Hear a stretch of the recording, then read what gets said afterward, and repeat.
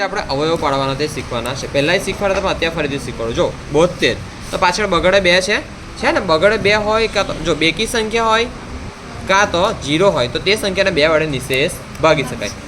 બેકી સંખ્યામાં કઈ કઈ સાહેબ 2 4 6 8 આ બધી સંખ્યાઓનો સમાવેશ આવે છે ને. કરીએ આપણે આ ગણતરી ચાલુ. તો 72 હા 72 ને બગા તમને જો 2 વડે ભાગવાના છે. કેમ તો કે 2 વડે ભાગ ચાલશે આગળ. તો આપણે ડાયરેક્ટ આવી રીતને પણ કરાય, મતલબ સીધી રીતે આ રીતે પણ કરાય અને ડાયરેક્ટ આવી રીતને પણ કરાય. 2 તાલી 6 અને 1 વધશે તો 2 6 12. જો અહીં પણ એવું થાય 2 તાલી 6 7માંથી 6 જાય તો 1 બગડે 2 ને નીચે ઉતાર્યો 2 6 12. આ રીતે પણ થાય છે ને. પછી હવે અહીં કરીએ. હવે 2 વડે ભાગ ચાલવાનો છે. હવે જો આપણને સિમ્પલ ખબર છે 2 એકુ 2 1 વધશે હે ને.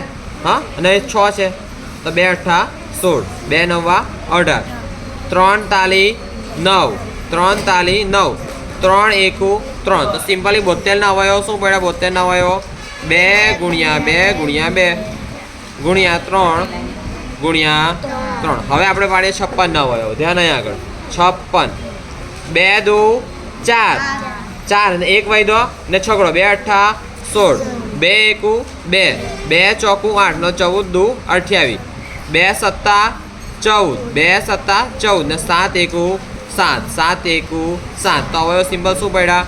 56 ના અવયવો 2 ગુણ્યા 2 ગુણ્યા 2 ગુણ્યા 7. ઓકે તો એના અવયવો પડ્યા. સમજ પડી ને? તે રીતે 54 40 64 ના અવયવો તમારે જાતે પાડવાના છે. બીજા પણ તમને આપું.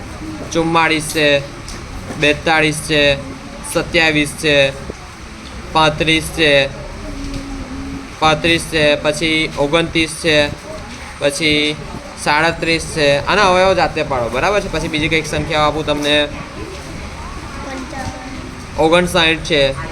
આના અવયવો જાતે પાડો બરાબર. આ બધી સંખ્યા છે. હજુ તમને ભણાવું છું બરાબર. અવિભાજ્ય સંખ્યાઓ. તો હવે અવિભાજ્ય સંખ્યા કોને કહેવાય? કે જેને બરાબર કોઈ પણ સંખ્યા વડે નિશેષ ભાગી શકાય નહીં. મેં તમને પહેલાં જ ભણાવ્યું હતું બરાબર. નિશેષ ભાગી શકાય નહીં. પણ વિચારો કે અહીં આપણે 23 છે તો 23 ને 2 વડે ભગાય ના ભગાય. કેમ તો કે પાછળ તગડો આવે છે. બેકી સંખ્યા હોવી જોઈએ 0 અથવા 0 હોવો જોઈએ. 4 વડે ના ભગાય 3 વડે ના ભગાય. કેમ કે 2 ને 3 5 થાય છે. તો 5 3 ના ઘડિયામાં આવે ના આવે. હા બરાબર. તો સિમ્પલી 23 ને ના ભાગી શકાય. મતલબ આ 23 અવિભાજ્ય સંખ્યા છે. હવે 51 તમે દેખો 5 ને 1 6 3 ને ઘડિયામાં 6 આવે 3 દુ 6 એટલે 51 ને 3 વડે નિશેષ ભાગી શકાય છે. કેટલા તાલી? 51 17 તાલી.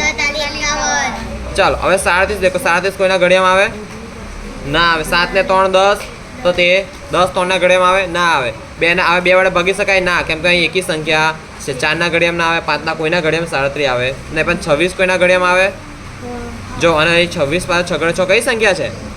બેકી સંખ્યા છે. એટલે એને 2 વડે આરામથી નિશેષ ભાગી શકાય બરાબર છે. એટલે અને આ 26 વિભાજ્ય સંખ્યા કહેવાય.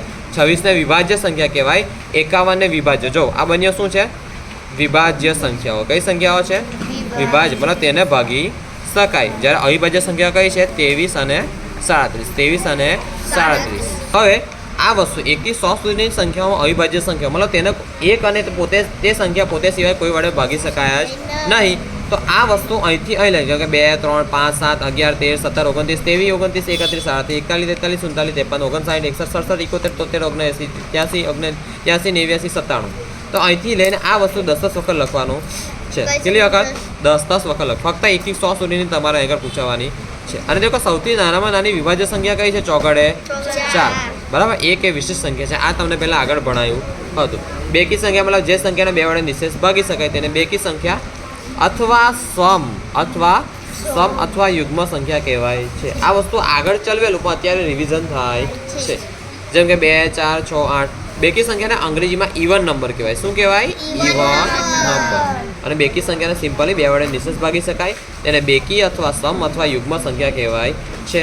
હવે એકી સંખ્યા અથવા ઓડ નંબર. કયા નંબર? Odd number. તો જે સંખ્યાને 2 વડે નિશેષ મતલબ છેલ્લે શેષ શૂન્ય આવવા જોઈએ પણ આમાં શૂન્ય આવતા નથી. ભાગી ન શકાય તે સંખ્યાને એકી અથવા વિષમ અથવા અયુગ્મ સંખ્યા અથવા ઓડ નંબર કહેવાય છે. એકી અથવા વિષમ અથવા અયુગ્મ અથવા ઓડ નંબર કહેવાય છે.